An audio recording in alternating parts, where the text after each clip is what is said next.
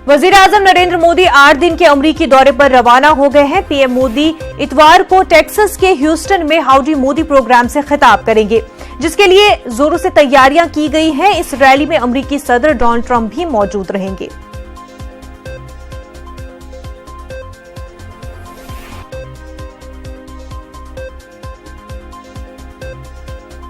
PM Modi इतवार को Texas के ह्यूस्टन में हाउडी मोदी प्रोग्राम से खिताब करेंगे।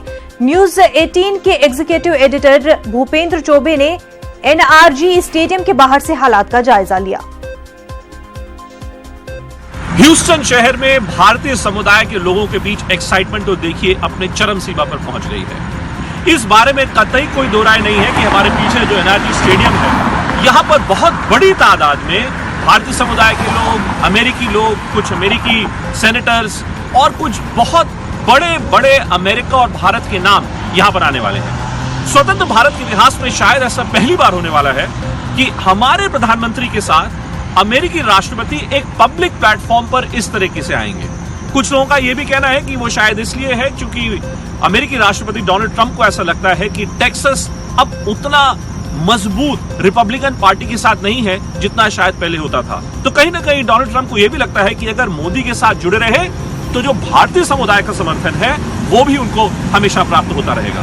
बहुत बड़ी तादाद में यहाँ पर गुजराती समुदाय है, बड़े लोग यहाँ पर लंदन से भी आए हुए हैं। वो व्यक्ति जिन्होंने प्रधानमंत्री का सिंगापुर में ऐसा ही एक आयोजन किया था, वो व्यक्ति भी यहाँ पर एनआरजी स्टेडियम में है। कहीं बच्चे सांस्कृतिक कार्यक्रम को तैयार करने में लगे हैं, तो कहीं कुछ और लोग गुजराती गरबा करने की कोशिश में लगे हुए हैं। कुल मिलाजुलाकर ह्यूस्टन में यहां पर भारतीय समुदाय के लिए एक बहुत गर्व की घड़ी है। पूरे अमेरिका में, पूरे विश्व में प्रधानमंत्री ने लगातार ये ऐसा दावा किया है कि उनके प्रधानमंत्री बनने के बाद से भारत का जो पासपोर्ट है उसका वजन बढ़ा है। उस पासपोर्ट का वजन किस कदर बढ़ा है ये तब आपको देखने को मिलेगा जब डोनाल्ड ट्रंप और प्रधानमंत्री मोदी एक साथ आएंगे। उधर न्यूयॉर्क में भले ही इमरान खान इस फेर में लगे हों, इस फिराक में लगे हों कि किसी तरीके से कश्मीर के मुद्दे को उठाया जाए, लेकिन प्रधानमंत्री और डोनाल्ड ट्रंप का एक साथ एक स्टेज पर आना अपने आप में पाकिस्तान के सामने एक बहुत बड़ी चुनौती है, जिसका जवाब शायद पाकिस्तान के पास फिलहाल नहीं है।